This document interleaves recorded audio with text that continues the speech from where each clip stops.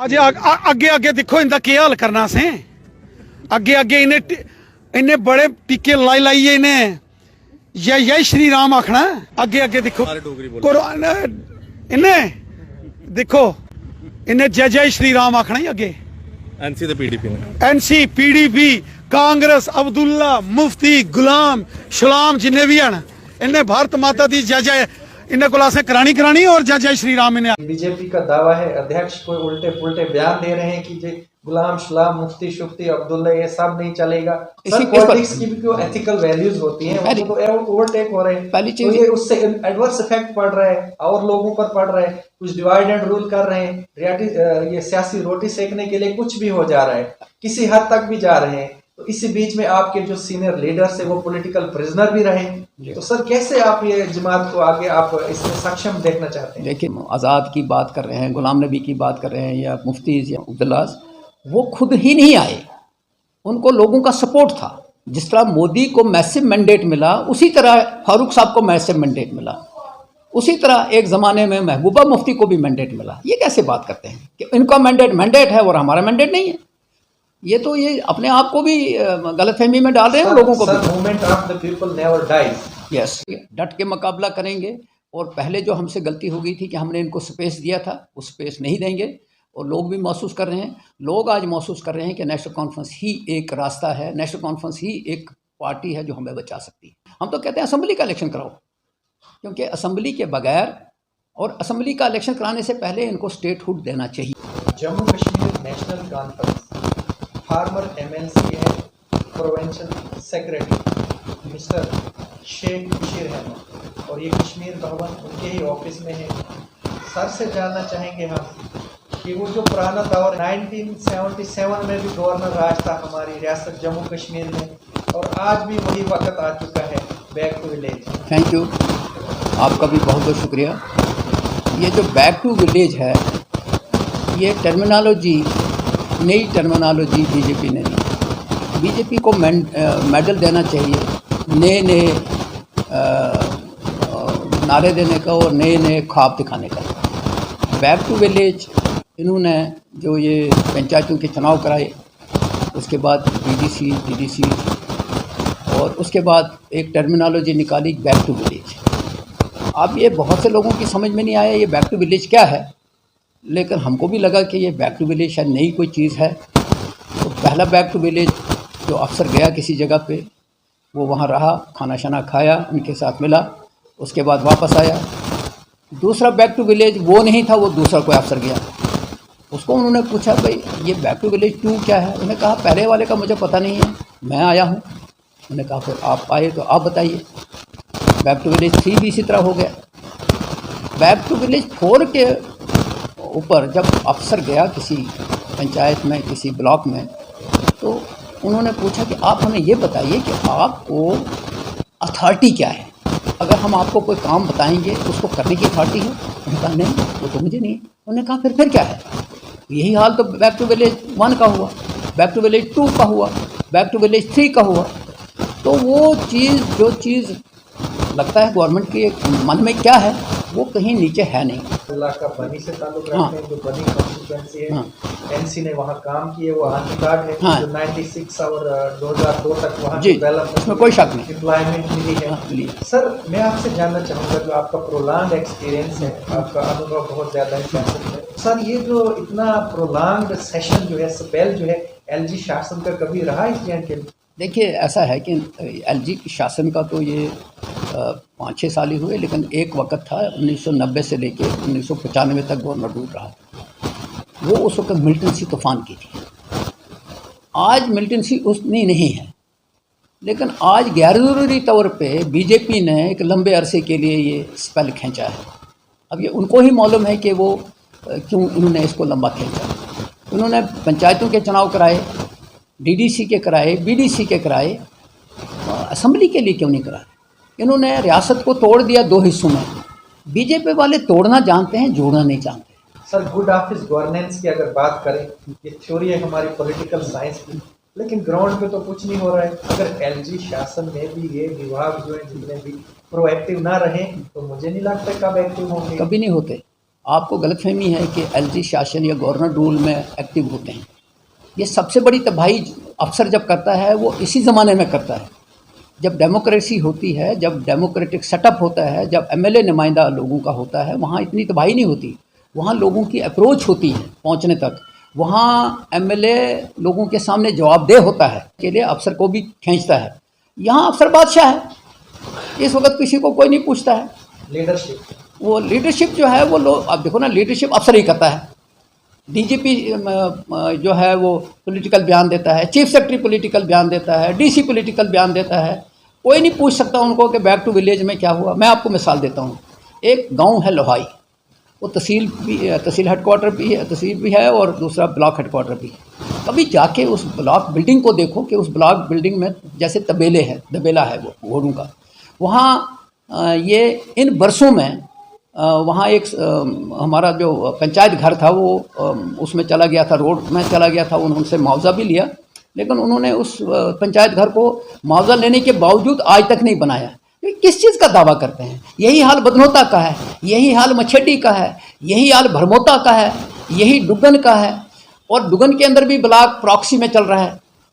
और इसी तरह सारी चीज़ें जो हैं ये आजकल अफसरशाही जो होती है वो बादशाह होती है, और वही चल रहा है। दूसरी तरफ जनता जब सवाल पूछती है भाजपा के स्टेट अध्यक्ष रविंद्र राणा से कि जो ट्रांसपेरेंसी क्यों नहीं है, अकाउंटेबिलिटी क्यों नहीं है, क्यों नहीं पूछा जा रहा है विभाग को, क्यों नहीं ऑफिसर्स को पूछा जा रहा है, काम क्यों नहीं हो रहे हैं, जो एसेंशियल सर्विसेज है गवर्नमेंट की, क्यों आउटरीच नहीं कर रहे हैं लोगों तक। तो उनका कहना होता है आगे से कि जे एलजी हमारा नहीं है जी, केंद्र सरकार का एलजी नहीं है तो किसका है, क्यों ये लोगों को बेवकूफ बना रहे हैं, क्या कहेंगे? बीजेपी हुकूमत कर रही है बाया भटिंडा। इस वक्त जम्मू कश्मीर में हुकूमत बीजेपी कर रही है, लेकिन कर रही है अफसरों के ज़रिए। ये भी हिस्ट्री में लिखा जाएगा कि रियासत को 2 हिस्सों में तकसीम करके यूटी बना के, आज तक कभी किसी भी जगह पे नहीं हुआ है कि रियासत को तोड़ के यूटी बनाया, यूटी को रियासत बनते हुए देखा है। और अब वक्त आ गया है कि लोग इस चीज़ को महसूस कर रहे हैं। लोग महसूस कर रहे हैं, जिन लोगों ने 370 हटाते वक्त ढोल बजाए थे वो भी आज महसूस कर रहे हैं, ठगा हुआ महसूस कर रहे हैं। उनको सब्ज़बाग दिखाया गया था कि नया होगा जी, नया जम्मू कश्मीर होगा। वो ऐसा कुछ नहीं है, बल्कि जो था वो तबाह हो रहा है। सर, जब आज यूटी बनाने का शौक था, यूटी बनी, सर आप भी बताइएगा। लोग इसमें परेशान है कि भाई यूटी का यहाँ शासन क्यों नहीं है, प्रोविजन क्यों नहीं है। जब दिहाड़ी जब यूटी में दिल्ली में 618 है तो उसी तरह पे यहाँ क्यों नहीं है? वहाँ परेशान, पेंशन वाले परेशान है, वेजेस परेशान है, क्यों नहीं उस तरह पे जो कानून है यहाँ स्थापित हो रहे हैं? वो फैसिलिटी जिस वक्त मांगते हैं तो वहाँ ये अंगूठा रख देते हैं, बाकी कहते हैं बाकी पढ़ लो लेकिन इस पर अंगूठा रखो। मैं आपसे अर्ज़ ये कर रहा हूँ कि लोगों को इस बात का एहसास हो रहा है कि ये बहुत बड़ा गलत फैसला हो गया। इस वक्त हर एक चीज़ जो है, अब मैं आपको छोड़ दीजिए इसकी, मैं दूसरी तरफ ले जाता हूँ आपको। प्राइम मिनिस्टर मोदी साहब ने एक स्टेटमेंट में कहा कि मैं देश नहीं बिकते दूंगा, मैं देश नहीं बिकने दूंगा। सर, आज growing industry at the moment, India is no country at all. आज ये तो ग्रोइंग इंडस्ट्री बन रही है, तो क्यों नहीं बिके? आज लोग कहते हैं, आज लोग कहते हैं कि सब कुछ बिक गया, रेलवे बिक गया, जहाज बिक गए। ये जो आपका जम्मू कश्मीर में वो हर एक चीज़ आउटसोर्स हो रही है। जो बजरी का एक 500 रुपये की ट्राली होती थी वो 25,000 पहुँच गई। पानी बिक गया, और अब तो सब कुछ बिक गया। अब लोगों को एहसास हो रहा है कि सब कुछ बिक रहा है, लेकिन लोग बेबस हैं। लोग इस चीज़ का इंतज़ार कर रहे हैं कि कब वक्त आएगा कि हम दोबारा गवर्नमेंट बनाएं, हमको वोट देने का हक मिले। लोगों ने वोट देने का हक लेते वक्त बड़ी कुर्बानी दी थी। एनसी का क्या स्टैंड है? जिस तरह क्राइसिस है, और हम जो अभी आने वाले समय में इलेक्शन का भी कुछ बिगुल बजने जा रहा है, चाहे वो सरपंची के इलेक्शन हो, PRIs की इलेक्शन हो, वो पार्टी के थ्रू कराने जा रहे हैं, उसके लिए क्या स्टैंड है? डट के सब जगह ये इलेक्शन लड़ेंगे, डट के मुकाबला करेंगे। और पहले जो हमसे गलती हो गई थी कि हमने इनको स्पेस दिया था, वो स्पेस नहीं देंगे। और लोग भी महसूस कर रहे हैं, लोग आज महसूस कर रहे हैं कि नेशनल कॉन्फ्रेंस ही एक रास्ता है, नेशनल कॉन्फ्रेंस ही एक पार्टी है जो हमें बचा सकती है। तो हम उस चीज़ का इंतज़ार कर रहे हैं कि ये कब ये करना चाहते हैं। हम तो कहते हैं असेंबली का इलेक्शन कराओ, क्योंकि असेंबली के बगैर और असम्बली का इलेक्शन कराने से पहले इनको स्टेटहुड देना चाहिए। दूसरी तरफ से बीजेपी का दावा है, अध्यक्ष कोई उल्टे पुल्टे बयान दे रहे हैं कि जो गुलाम शुलाम मुफ्ती शुफ्ती अब्दुल्ला ये सब नहीं चलेगा, ये नहीं चलेगा, वो नहीं चलेगा। और दूसरी तरफ अब पॉलिटिक्स की भी जो एथिकल वैल्यूज होती हैं वो तो ओवरटेक हो रहे हैं। पहली तो ये उससे एडवर्स इफेक्ट पड़ रहा है और लोगों पर पड़ रहा है। कुछ डिवाइड एंड रूल कर रहे हैं, ये सियासी रोटी सेकने के लिए कुछ भी हो जा रहा है, किसी हद तक भी जा रहे हैं। तो इसी बीच में आपके जो सीनियर लीडर्स है वो पॉलिटिकल प्रिजनर भी रहे। तो सर कैसे आप ये जमात को आगे आप इसमें सक्षम देखना चाहते हैं? देखिए जी, हर एक चीज़ को हल करते वक्त मुश्किलात होती हैं। बीजेपी ने भी मुश्किलात खड़ी की हैं और हम उन मुश्किलात का मुकाबला करेंगे। हम लोगों के भरोसे पे चल रहे हैं। लोगों का जो एतमाद है, कोई भी पार्टी तब तक ज़िंदा नहीं रह सकती। जिस तरह आपने बात की कि ये आज़ाद की बात कर रहे हैं, गुलाम नबी की बात कर रहे हैं, या मुफ्तीज़ या अब्दुल्लास, वो खुद ही नहीं आए, उनको लोगों का सपोर्ट था। जिस तरह मोदी को मैसिव मैंडेट मिला, उसी तरह फारूक साहब को मैसिव मैंडेट मिला, उसी तरह एक ज़माने में महबूबा मुफ्ती को भी मैंडेट मिला। ये कैसे बात करते हैं कि इनका मैंडेट है और हमारा मैंडेट नहीं है? ये तो ये अपने आप को भी गलतफहमी में डाल रहे हैं लोगों को। Movement of the people never dies. Yes, ये बात सही है, लेकिन क्या ये पॉलिटिकल जो जेकेएनसी है, आप इसको मूवमेंट भी देखते हो? लोगों की मूवमेंट आज भी मौजूद है। फ़र्क सिर्फ यह है कि आज लोग थोड़े से दबे हुए हैं। आज लोगों के ऊपर इतना दबाव है, ईडी, सीबीआई, ईडी, वो क्या नाम है, पता नहीं कितने एजेंसियां हैं। क्या ये मिसयूज हो रहा है, दुरुपयोग हो रहा है इन एजेंसी? मैंने कहा मिसयूज नहीं हो रहे हैं, बल्कि ये मिसयूज होने के लिए ही बनाए गए, ताकि उन लोगों के ऊपर प्रेशर बने और बहुत से लोग इधर उधर हो जाते हैं। लेकिन जो कुछ लोग हैं वो खड़े हैं। सर, जो जहर खाएगा वो मरेगा। अगर आप सही हैं, मैं सही हूँ, तो कोई किसी को क्या प्रेशर डालेगा? बात यह है कि सोसाइटी जो है, सोसाइटी के अंदर हर एक आदमी एक जैसा नहीं होता। एक घर में एक हेड जो होता है, उसकी अगर फैमिली 5 लोगों की हो तो 5 के 5 एक जैसे नहीं होते। इसलिए हेड ऑफ़ द फैमिली को देखना है कि मुझे किसको क्या चीज़ करना है। तो ये पार्टी होती है, पार्टी के अंदर भी कुछ ऐसे लोग होते हैं, कुछ इब्नुल वक़्त होते हैं, कुछ अपॉर्चुनिस्ट होते हैं, जो वक़्त के साथ कुछ फसली बटेर होते हैं। तो वो ऐसा होता है। और मेरी सियासी ज़िंदगी जो है वो 45-46 साल हो गई है। इसमें देखा बहुत से लोग आए, बहुत से लोग चले गए, लेकिन पार्टी खड़ी है। सर, आखिरी क्वेश्चन है, जेकेएनसी की लीडरशिप से या मूवमेंट ऑफ द पीपल कहेंगे आप, क्या एक्सपेक्टेशंस हम रख सकते हैं इन फ्यूचर?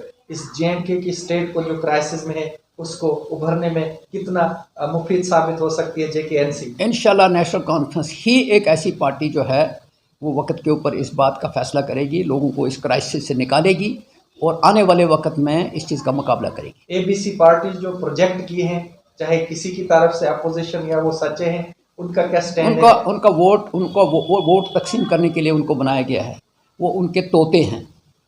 लोगों को भी पता है कि वो अपनी कुछ जान बचा रहे हैं, कुछ अपनी प्रॉपर्टियां बचा रहे हैं। क्या ये सब लोग मोदी की धुन पर नाचने वाले हैं? हाँ, बहुत से हैं।